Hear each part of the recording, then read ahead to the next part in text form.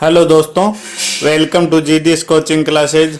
पिछली वीडियो में हमने सीखा था फैक्टर के बारे में, जिसमें प्राइम फैक्टर यानी फैक्टर यानी गुणनखंड, अभाज्य गुणनखंड, समगुणनखंड तथा विषम गुणनखंड के बारे में, विषम गुणनखंड के बारे में जाना था। वो किस प्रकार निकालते हैं, अभाज्य संख्या किस प्रकार निकाली जाती है। उससे पहले वाले वीडियो में अभाज्य संख्या किस प्रकार निकाली जाती है, समगुणनखंड किस प्रकार निकाले जाते हैं, विषम गुणनखंड किस प्रकार निकाले जाते हैं, कुल टोटल गुणनखंड किस प्रकार निकाले जाते हैं, उसके बारे में हमने सीखा था। आज हम सीखेंगे थोड़ा अलग। बीच में अगर प्लस या माइनस दो संख्या दे रखी है और अगर उसकी घातें दे रखी है समान, तो बीच में प्लस या माइनस का चिन्ह आ जाए तो वो किस प्रकार सवाल निकालते हैं, उसके बारे में सीखेंगे। उसका एक सवाल और ले लेते हैं। जैसे 405 के कुल कितने समगुणनखंड है, तो इसके सबसे पहले क्या करेंगे हम, 405 में 2 का भाग नहीं जाता है तो किसका देंगे, 3 का, 5 और 4 9, 3 का नियम लग रहा है तो 3 का भाग देंगे। 13 3 39, 5 3 15, फिर 3 का चला जाता है, 4 3 12, 5 3 15, फिर 3 का जा रहा है 15, फिर 3 का जा रहा है 5 बार, फिर 5 का जा रहा है 1 बार। तो 3 कितनी बार है, 4 बार। तो 3 की घात 4 गुना 5 की घात 1। तो इसमें हमें बताना है समगुणनखंड, यानी यहाँ सम संख्या है ही नहीं तो समगुणनखंड कहां से प्राप्त होंगे। जैसे सूत्र के अनुसार देखो, समगुणनखंड यानी समगुणनखंड है ही नहीं तो विषम गुणनखंड लेंगे। विषम गुणनखंड का सूत्र क्या था, a + 1 तथा b + 1। तो a + 1 या q है, तो a + 1 यानी 4 + 1 और 1 + 1, तो 5 गुणा 2 बराबर 10। तो 10 इवन फैक्टर भी 10 है, ऑड फैक्टर 10 है और टोटल फैक्टर भी 10 है। तो 10 - 10 बराबर 0, यानी इवन फैक्टर है। सम गुणनखंड कितने हैं, 0।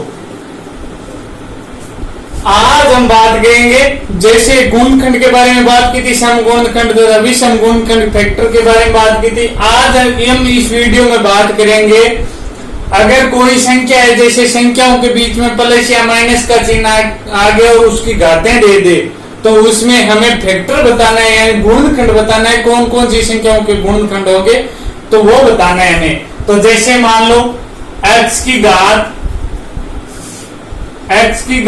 n प्लस a की घात n, यानी x कोई संख्या है तथा a कोई संख्या है, इसकी घात कोई संख्या में दे रखी है। जैसे मान लो 3 की घात 2 प्लस 2 की घात 2, यानी अन्य दोनों में तो घातें सेम होगी, दोनों में सेम घातें होगी।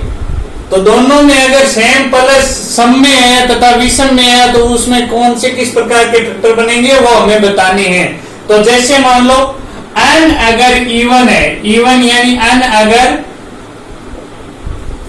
सम संख्या में है,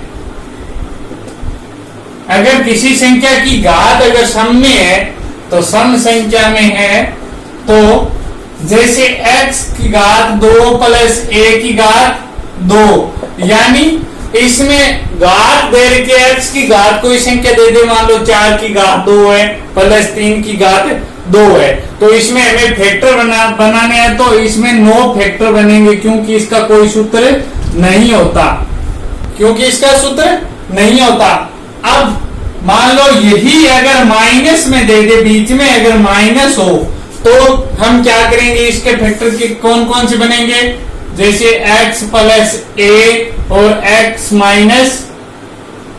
a, यानी 2 फैक्टर बनेंगे। यानी जैसे 3 की घात 2 - 2 की घात 2, तो इसके फैक्टर कौन कौन से बनेंगे। एक तो प्लस का बनेगा 3 + 2 और एक बार बनेगा माइनस में 3 - 2, इस प्रकार। तो उसके बाद अगर हम देखो जैसे दे दिया n अगर कोई संख्या विषम में है, n अगर विषम संख्या में है, किसी की घात अगर विषम संख्या में है तो उसमें क्या करेंगे हम, जैसे x की घात प्लस 1 प्लस a की घात a, तो इसका फैक्टर बनेगा x प्लस a फैक्टर बनेगा। विषम यानी ओड संख्या में है, जिसको इंग्लिश में बोलते हैं ओड, और सम को इवन बोलते हैं। तो ओड संख्या में है तो जैसे मान लो कोई भी अगर घात यहां अगर 3 दे दी, x की घात 3 प्लस a की घात 3, तो फैक्टर एक ही बनेगा, x प्लस a का फैक्टर बनेगा। तो उसके एक और जैसे मान लो दे दिया अगर x की घात 5 माइनस a की घात 5, तो यहां फैक्टर कौन सा बनेगा, x माइनस a का फैक्टर बनेगा, a की फैक्टर बनेगा x माइनस a फैक्टर, यानी x माइनस a का एक ही गुणनखंड बनेगा। अगर किसी संख्या की घात अगर प्लस में है तो वही फैक्टर प्लस में बनेगा, अगर किसी संख्या की घात अगर विषम में दे रखी है और बीच में चिन्ह किसका है, प्लस का दे रखा है, तो फैक्टर किसमें होगा, गुणनखंड प्लस में ही होगा। अगर किसी संख्या की घात दोनों तरफ एक समान विषम संख्या में दे रखी है और अगर बीच में चिन्ह माइनस का दे रखा है तो x माइनस का ही चिन्ह लगेगा। जैसे इसी प्रकार जैसे इससे संबंधित एक दो सवाल कर लेते हैं, वो किस प्रकार होंगे। जैसे इसका एक सवाल ले लेते हैं, जैसे 23 की घात 12 माइनस 18 की घात 12 का एक फैक्टर बनेगा, का एक फैक्टर होगा। तो ये लेना है 23 की घात 12 माइनस 28 की घात 12 का एक फैक्टर होगा। तो मैंने बताया था पीछे सूत्र में, अगर x कोई संख्या है तथा a कोई संख्या है और उसकी घात अगर सम में दे रखी हो समान, इसकी घात 12 है तो इसकी घात भी 12 है, तो वो सेम अगर समान दे रखी हो घात और किस संख्या में, सम संख्या में हो, तो उसका फैक्टर बनेगा एक बार प्लस में एक बार माइनस में। तो 23 की घात 12 माइनस 18 की घात 12 का फैक्टर बनेगा एक 23 प्लस 18, और एक फैक्टर बनेगा 23 माइनस 18, यानी 23 और 18 हो गए 41 गुणा 23 माइनस 18 कितने हो गए 5, तो बनेगा 41 गुणा 5 का एक फैक्टर बनेगा। फैक्टर हमें फैक्टर बताना है, फैक्टर बनेगा। जैसे इसी संबंधित दूसरा सवाल ले लेते हैं, अगर घात अगर उसकी विषम में दे रखी हो तो वो किस प्रकार होगा। जैसे 24 की घात 25 माइनस 11 की घात 25 का एक गुणनखंड होगा, एक गुणनखंड होगा। तो 24 की घात 25 माइनस 11 की घात 25, तो एक ही गुणनखंड होगा। मैंने बताया था अगर किसी की घात अगर सेम और विषम में हो, दोनों विषम में, 25 की संख्या कौन सी संख्या है, विषम संख्या है, तो किसमें होगा, अगर प्लस का चिन्ह है तो प्लस में और माइनस का चिन्ह है तो माइनस में। तो 24 माइनस 11 यानी 4 में से 1 गया 3 और 2 में से 1 गया 1, 13 का फैक्टर बनेगा 1।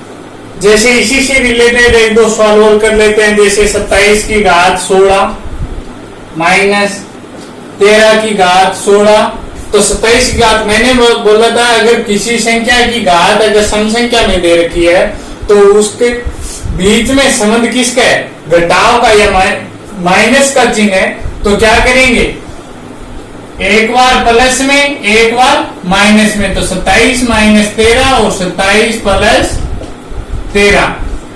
अब इनको 27 में से 13 घटाएंगे 14 और 27 में 13 जोड़ने पर 27 और 10 37, 37 और 3 40, तो 14 गुणा 40 का एक फैक्टर बनेगा। जैसे एक इससे रिलेटेड थोड़ा अलग सवाल ले लेते हैं, जैसे 23 की घात 71 माइनस 1 का।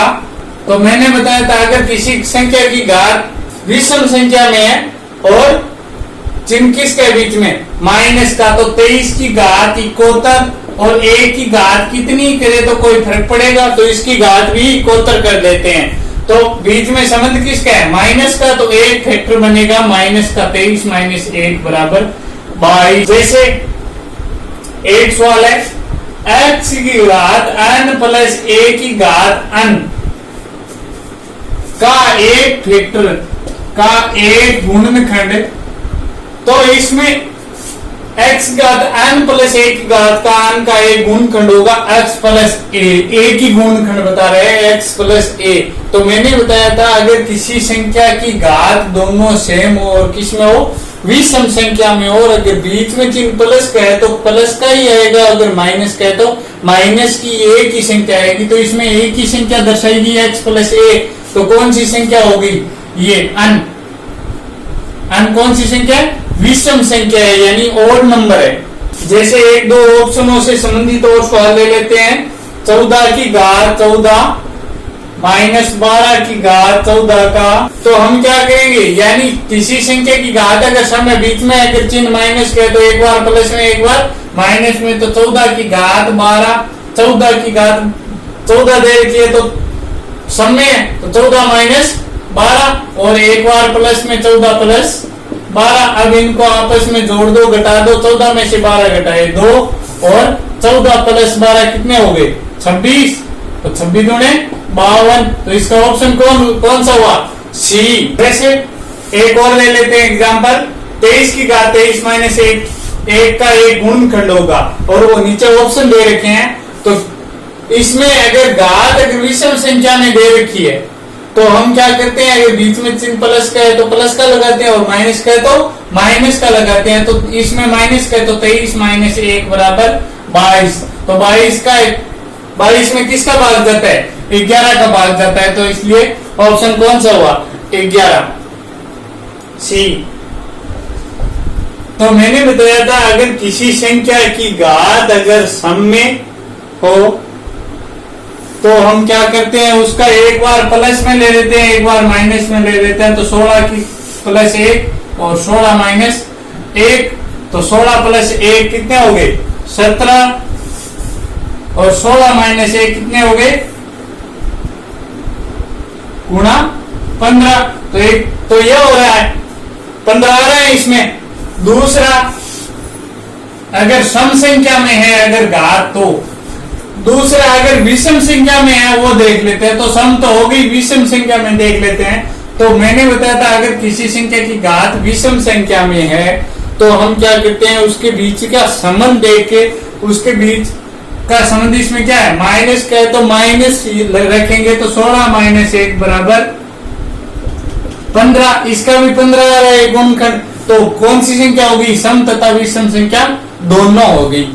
जैसे दो संख्याओं के बीच में तो हमने बात कर ली। अब जैसे चार संख्या एक साथ दे रखी हो, जैसे 23 की घात 27 प्लस 11 की घात 27 प्लस 12 की घात 27 प्लस 5 की घात 27 का एक गुणनखंड होगा।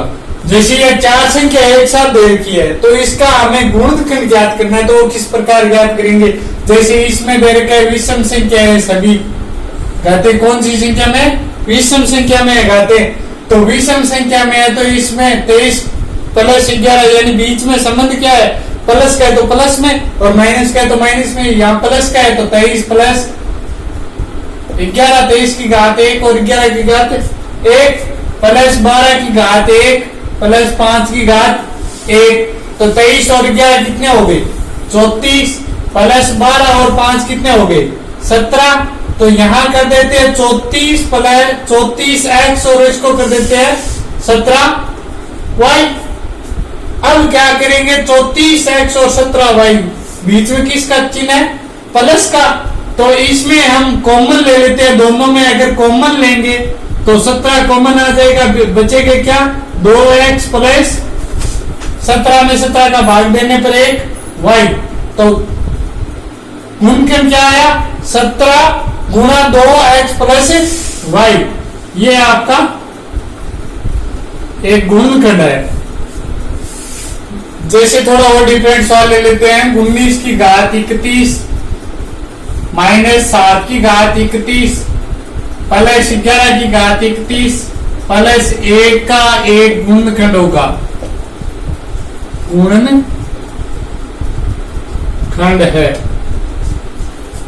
तो हम इसमें क्या करेंगे, ये माइनस का और बीच में घाते किसमें विषम में। तो मैंने बताया था, अगर सूत्र में बताया था कि अगर घाते विषम हो तो बीच में अगर प्लस में है तो प्लस का रहेगा और माइनस में है तो माइनस का रहेगा। तो यहाँ माइनस में तो 19 माइनस 7 प्लस इसके बीच में इसकी भी घात 31, 1 की 31 करो तो 1 ही आएगा, तो 11 प्लस 1, तो 19 में से 7 घटाए कितने बचे 12 प्लस 11 प्लस 1 12, तो यहां 12x कर देते हैं और 12 को y से गुणा कर देते हैं, तो 12x प्लस 12y, इसमें से दोनों में से कॉमन लिया तो 12x प्लस y इसका एक गुणनखंड होगा।